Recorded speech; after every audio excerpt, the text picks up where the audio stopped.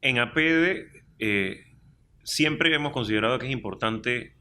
la inversión extranjera. La inversión extranjera en los últimos años ha sido arriba de los 5.000 millones por 2 años seguidos. Y esta coyuntura de un clima de negocios donde los órganos del Estado no necesariamente están trabajando en común y armonía, nos lleva a retos donde tenemos que alzar la bandera y decir, oye, esto tenemos que ajustarlo porque dependemos, al no tener ahorro interno dentro del país o no el ahorro suficiente, dependemos de este flujo de inversiones desde afuera, que al final se gana es con confianza en el país. Y la confianza se da cuando hay un clima donde hay reglas claras y se ve que todos los órganos de alguna manera trabajan en lo que tienen que trabajar. Dentro de APD nosotros consideramos lo más importante en el periodo que falta es que ellos terminen y concluyan todas las promesas y los proyectos que están haciendo. Es decir, que separen el tema político y los que quieren estar en el marco o en el tinglado político, si queremos decirlo de una manera, sean separados del gobierno para que los que se queden en el gobierno puedan trabajar, porque las soluciones que necesitan los panameños se tienen que dar hasta el último día del periodo del mandato de este gobierno y que ojalá haya continuidad en las políticas que han sido bien ejecutadas para que el país siga creciendo. Entonces, lo que tenemos que ver, ese balance en los próximos meses, cuando vengan y surjan los candidatos, es ver cuáles de las promesas y las propuestas y proyectos de este gobierno han sido acertados y cuáles no, y cuáles merecen la pena en esa misma línea de seguir continuando para que el país no puede parar cada 5 años y borrón y cuenta nueva. Entonces, esa parte de la institucionalidad que hablamos es reconocer que hay cosas positivas en este gobierno. La descentralización es una de ellas, donde la descentralización ha permitido que los municipios tengan otra dinámica, pero también existen los retos, obviamente, de las capacitaciones a ellos y otros aciertos como el TLC de China, que también nos permite abrir la oportunidad y eso no se va a terminar en este periodo. Entonces tenemos que, como país, entender hacia dónde queremos ir para que esas negociaciones, que no van a terminar en los próximos 365 días, puedan generar efectivamente oportunidades para los distintos sectores en el país. Nosotros hablamos de que el próximo gobierno, sí, tenemos que ver, es afrontar temas difíciles que de alguna manera no se han afrontado en estos 5 años, como por ejemplo el tema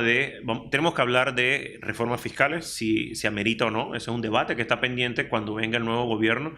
Tenemos que hablar de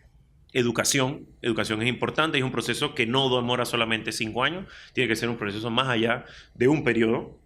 Tenemos que empezar a caminar, como no es un tema netamente de beneficios políticos, tendemos a dejarlo y al final esa brecha de oportunidades se va dando y no podemos dejar atrás a muchos panameños donde la educación es el vehículo inclusivo para poder que ellos estén. Estamos hablando de brechas digitales, estamos hablando de brechas de pobreza donde la educación juega un factor importante. También el otro gobierno lo que tiene que trabajar es el tema de seguridad social, entender exactamente dónde estamos para poder empezar a hablar el debate de reformas en el seguro social y, de nuevo, no menos importante, que este gobierno ya lo ha estado de alguna manera poniendo en el tapete, las reformas a la Constitución, que tenemos que ver cuál es nuestro orden jurídico a nivel macro, a magno, donde tenemos que ver si la Carta Magna que tenemos está actualizada a lo que nosotros necesitamos como país para tener un crecimiento sostenible y, de nuevo,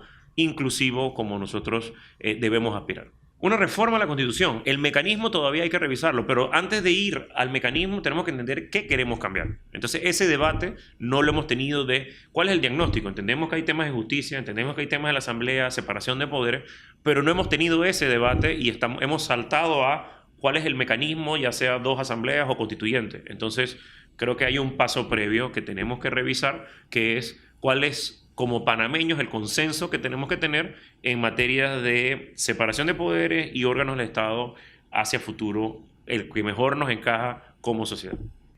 En la medida que nosotros sepamos qué es lo que nosotros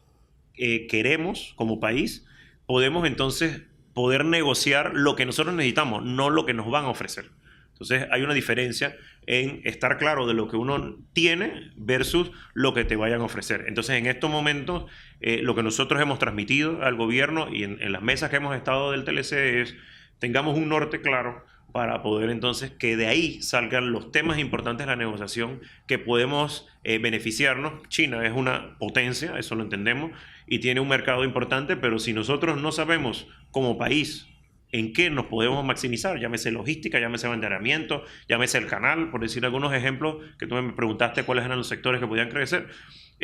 Si no lo tenemos claro nosotros, nadie va a velar porque esto se dé. Entonces China va a velar por sus intereses como debe ser. Nosotros como panameños debemos velar por los intereses de Panamá.